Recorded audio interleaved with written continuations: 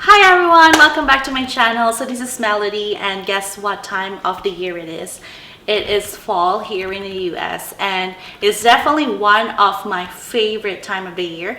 Maybe aside from Christmas and then maybe other stuff, but yeah, definitely on the list of my favorite season of the year. And then what I love during fall or during every season is that I just love decorating my home in like with the theme of that season. I don't know if that makes sense, but yeah. So I'm just gonna walk you through or give you a quick home tour. Actually, this is the house that we have right now. It is a very tiny house, and we when we bought it, it was very old, and we did some renovations. We painted stuff, and definitely have a lot of work to do in this house. But that's why I am really trying my best every year to kind of like make it like pop up, or make it stand out, or make the house like really look like home.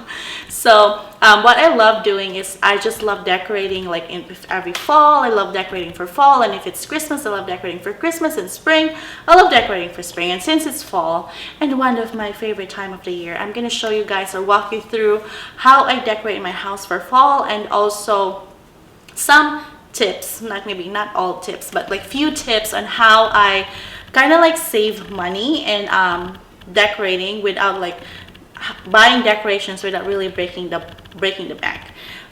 Because it keeps like changing, like here, especially here in the US or outside the country, like we have like a lot of holidays and a lot of festivities, and it keeps changing like every month or every 2 months. So you really have to like think on how to really save money and not to buy decorations every time.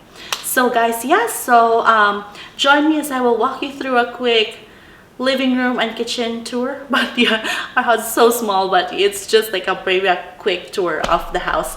And yeah, I'm just gonna show you guys around.